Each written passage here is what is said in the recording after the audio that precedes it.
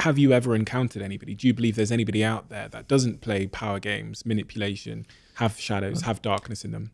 No, I don't. But so in my war book, I read the biography of Mahatma Gandhi, one of the saintliest figures in history, right? And I realized that Mahatma Gandhi was actually a brilliant strategist.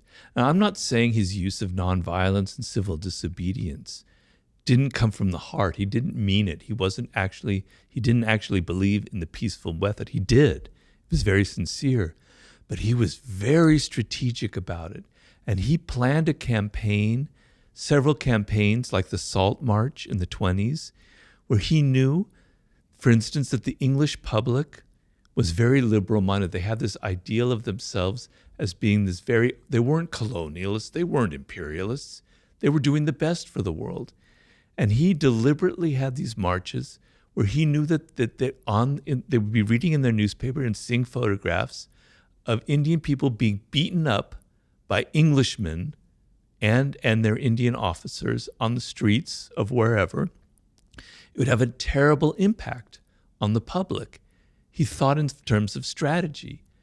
Okay, so there's Gandhi. Then there's Martin Luther King, who's somebody I wrote about a lot in The Laws of Human Nature. Another great icon whom I admire, who actually was inspired by Gandhi and had campaigns of civil disobedience.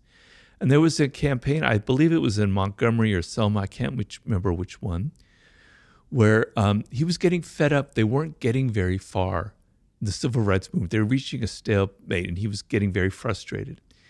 And an advisor came to him and said, look, we're going to have this massive march, and I can get a lot of elementary school and junior high school students to be on this march because they believe in you and they're very fervent.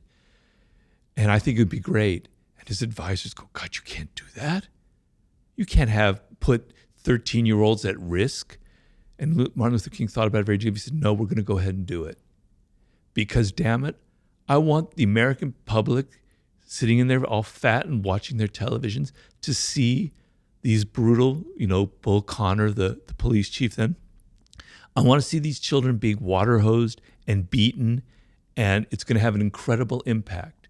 He was being strategic, and his advisors were shocked by it, but it ended up proving to be one of the most pivotal, important moments in the civil rights movement. So here you have Gandhi and Martin Luther King. And Martin Luther King was a flawed individual, as we know, right? He had a private life that wasn't exactly in the same as his public life. I don't judge him for that because he was a brilliant man, and I admire him. I love him deeply.